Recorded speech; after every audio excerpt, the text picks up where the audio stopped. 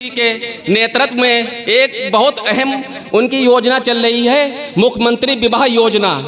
जिसका कार्यक्रम कल ही ओसीएफ रामलीला मैदान में आयोजित हुआ था, जिसमें से इस जिले के 1224 नव जोड़ों ने शपथ ली। वो उसका नाम क्या, शादी उनकी संपन्न कराई। ये एक अहम भूमिका है। सबको 51 हज़ार रुपए के सरकार की तरफ से उनका विवाह संपन्न कराया गया। इससे दहेज प्रथा पर भी रोक लगी है। इसी कार्यक्रम को आगे बढ़ाते हुए हमारे बीच उपस्थित किसे बुलाएं? नहीं, अभी और लोगों को बुलाएं। किसे? तहसीलदार साहब बुलाएं। हमारे बीच उपस्थित हमारे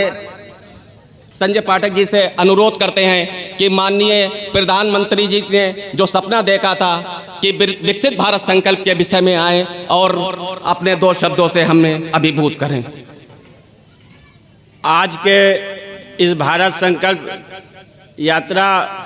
के अवसर पर नगर पालिका प्रांगण में उपस्थित हमारे जनप्रिय लोकप्रिय तिलहर विधानसभा की विधायिका श्रीमती सलोना कुशवाहा जी, मैं उनका हार्दिक स्वागत अभिनंदन करता हूं इस प्रांगण में। और इस नगर पालिका परिषद के अशासी अधिकारी महोदया और हमारी महिला मोर्चा ग्रामीण की मंडल अध्यक्ष सप्ता वर्मा जी और इस मंच पर उपस्थित इस तिलहर के तहसीलदार महोदय एवं नायब तहसीलदार महोदय और उपस्थित हमारे तिलहर की सम्मानित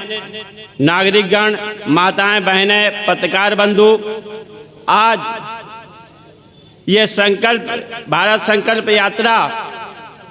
का जो कार्यक्रम निश्चित किया गया है वो इसलिए किया गया है कि हमारे देश के बहुत से लोगों को अभी ये पता ही नहीं है कि हमारी सरकार, जो लोकप्रिय सरकार जिसको आपने चुनकर भेजा है हिंदुस्तान में, उत्तर प्रदेश में शासन करने के लिए, उसने हमारे कल्याण के लिए क्या क्या योजनाएं बनाई और क्या क्या योजनाएं लागू की, क्या क्या आपको चुनाव में गारंटियां दी, उन गारंटियों को कहां तक पूरा किया, इसकी जानकारी बहुत से लोगों को, बहुत से गरीब जनमानस को, माताओं बहनों को अभी कुछ नहीं पता है। इसलिए ये जागरूक करने के लिए, ताकि आपको अपने अधिकार और आपको जो सुविधाएं सरकार द्वारा मुहैया कराई गई हैं उनकी जानकारी आपको होना बहुत ज़रूरी है। तभी जो भारतीय जनता पार्टी का जो संकल्प है कि हर आखिरी व्यक्ति तक सरकार की योजनाओं का लाभ पहुंचे और उस योजनाओं से कितनी तरक्की हुई हमारे गरीब माताओं बहनों और गरीब जनों में, उसका आंकलन भी सरकार को हो जाए कि हमारी योजना आखिरी व्यक्ति तक पहुंच रही है। इसके लिए पंडित दीनदयाल उपाध्याय जी को श्रेय जाता है, जिन्होंने अपने प्राणों का निछावर भी कर दिया।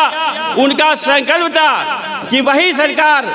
हिंदुस्तान पे शासन कर सकती है जिसकी नज़र में आखिरी पायदान पर बैठा व्यक्ति, उसकी नज़र में होना चाहिए उसको क्या तकलीफ है, क्या परेशानी है, किस तरह का वो जीवन यापन कर रहा है, उसकी चिंता सरकार को करनी चाहिए। आज माननीय मोदी जी ने उनके सपने को साकार करते हुए हर गरीब व्यक्ति को, आपको पता होगा पहले लाखों टन गेहूं अनाज रेलवे स्टेशन गोदामों में सड़ जाता था। आज सरकार ने हर गरीब व्यक्ति को, ताकि भूखा पेट ना सोए, भूखे पेट अपने बच्चों को ना सुलाए, इसके लिए उन्होंने फ्री अनाज की योजना लागू की, जो आगे 5 साल तक चलने वाली है। उसकी भी मंजूरी सरकार ने दे दी है और इस पर हजारों लाखों करोड़ रुपया खर्च आता है, लेकिन उसकी परवाह न करते हुए हर गरीब व्यक्ति को 5 किलो अनाज फ्री में दिया जा रहा है राशन की दुकानों पर। और हर व्यक्ति के लिए, हर गरीब के लिए बहुत जरूरी होता है,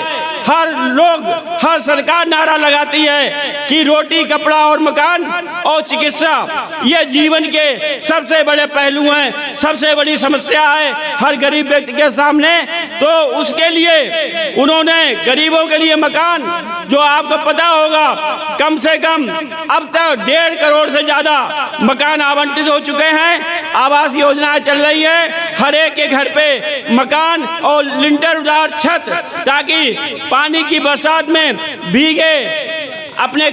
उसके झोपड़ी में रहकर जीवन यापन ना करे, सम्मान पूर्वक जीवन जिए। इसके लिए उन्होंने आवास योजना बनाई और हर गरीब का मकान पक्का करवाया। ये भारतीय जनता पार्टी और मोदी सरकार और योगी सरकार की सोच है और आज उसका लाभ हमारे गरीबों को मिल रहा है। आज सभी के पास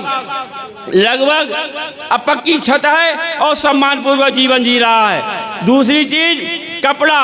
और मकान और उसके बाद चिकित्सा। आपको पता है कि 5 लाख रुपए तक का आयुष्मान कार्ड पर आपका इलाज फ्री हो रहा है। हर अस्पताल जो चिन्हित हैं उनमें आपको जो गरीब आदमी इलाज के अभाव में मर जाता था, पैसे के अभाव में मर जाता था, उसको समुचित इलाज नहीं मिल पाता था, बड़े बड़े गंभीर रोगों से पीड़ित होकर अपनी जीवन यात्रा को समाप्त कर देता था। लेकिन भारतीय जनता पार्टी ने यह सोचा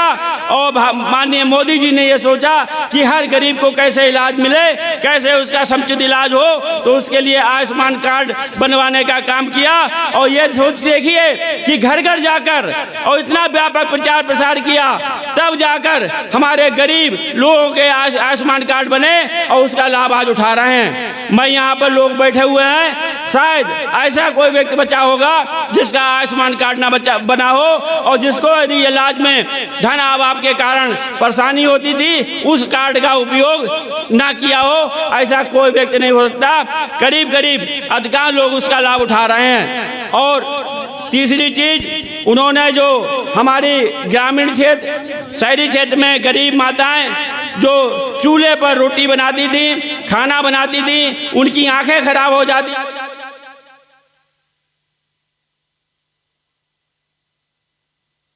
की सरकार ने बनाई, जिसका लाभ जन जन तक पहुंच रहा है। ये आंगनबाड़ी कार्यकर्तियां और जितने भी आशा बहनें, उस लाभ को पहुंचाने के लिए हमारी कन्याएं जो जन्म लेती हैं, उनका पैदा होते ही उनके खाते में पैसा डाल दिया जाता है ताकि उनकी समुचित पढ़ाई व्यवस्था हो सके, उनकी शादी संपन्न हो सके। इसके लिए भी व्यवस्था की गई और उनका अस्पतालों में जैसे ही बच्चा पैदा होता है उसका रजिस्ट्रेशन हो जाता है, उसका खाता खुल जाता है और उस खाते में उसके पैसे जमा हो जाते हैं। इसके अलावा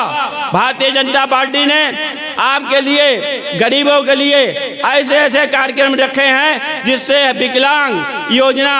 पेंशन योजना, पेंशन में जो 500 रुपये पेंशन मिलता थी उसको 1000 रुपये करने का काम भारतीय जनता पार्टी की सरकार, योगी और मोदी जी की सरकार ने करने का काम किया, ताकि आप आत्मनिर्भरता से, गरीब बहनें, गरीब माताएं आत्मनिर्भरता से अपना जीवन जी सकें। और ये भारतीय जनता पार्टी की सोच है कि हर गरीब को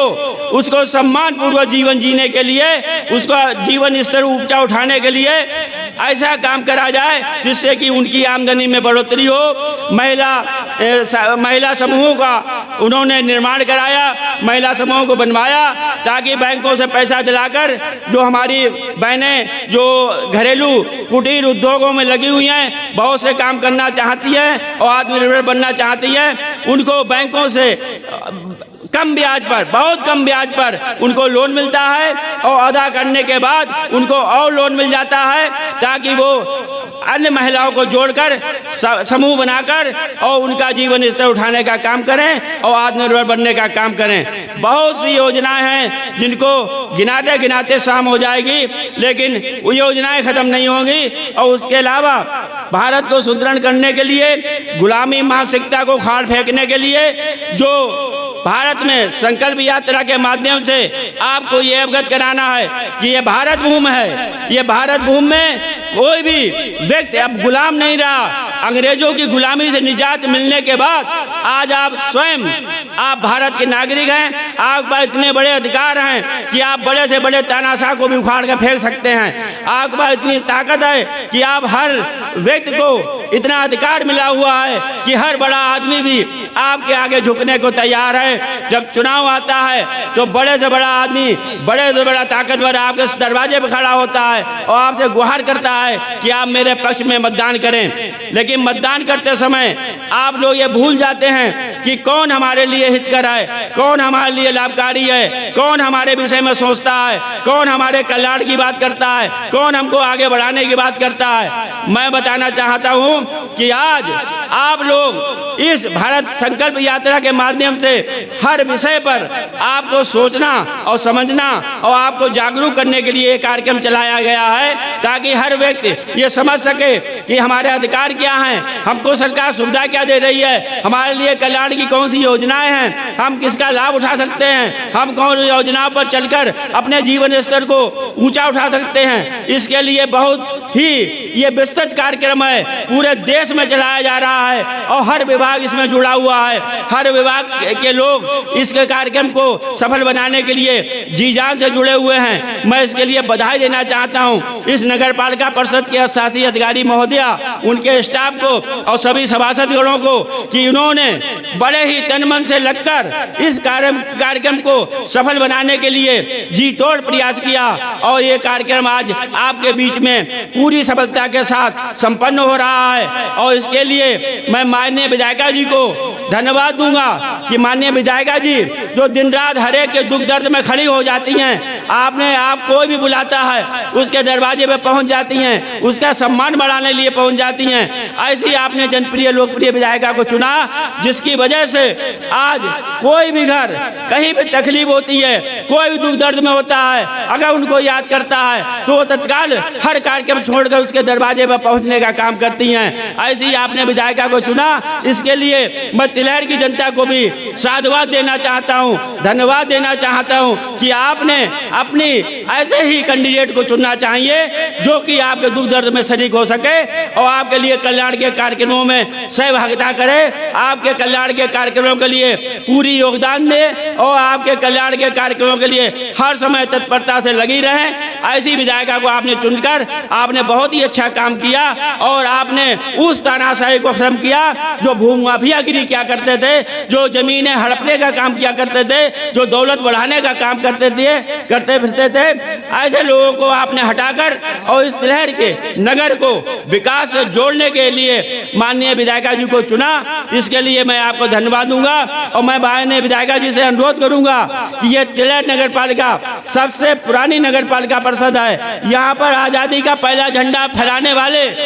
ऐवरन जी जो अब इस दुनिया में नहीं है, उन्होंने तिरंगा झंडा अंग्रेजी हुकूमत में फहराकर तिलहर के नाम रोशन करने का काम किया। मैं आपसे अनुरोध करूंगा कि आप अपने विधायकी के कार्यकाल में इतना काम कर दीजिए तिलहर में कि हमारा तिलहर नगर पालिका परिषद, तिलहर नगर हमारा जगमगाता रहे और तिलहर नगर में वो चीज़ें आए जिससे कि हमारा जनमानस ये महसूस करे कि हमारे तिलहर की तरक्की हुई, तिलहर का विकास हुआ। तिलहर में बहुत सी योजनाएं जो नहीं हैं, हमारे तिलहर के बहुत अच्छे अच्छे खिलाड़ी, बहुत अच्छे अच्छे नौजवान जो खेल में पदक पाने के लिए दम रखते हैं, ताकत रखते हैं, उत्साह है और वो खेल कूद में लगे रहते हैं, उनके लिए एक मिनी स्टेडियम को बनाने का काम करिए जिससे कि और माननीय योगी जी की योजना है कि हर गांव हर जिले में एक मिनी स्टेडियम होना चाहिए, हर तहसील में एक मिनी स्टेडियम होना चाहिए जिससे हमारी प्रतिभा आगे बढ़े, हमारे खेलकूद खिलाड़ी आगे बढ़ें और देश का नाम रोशन करें। मैं आपसे अनुरोध करूंगा उस योजना का लाभ उठाते हुए तिलहर में चीनी मिल का ग्राउंड खाली पड़ा रहता है, वहाँ शराबी कबाबी बैठ कर दारू पीते हैं, जुआ खेलते हैं और वो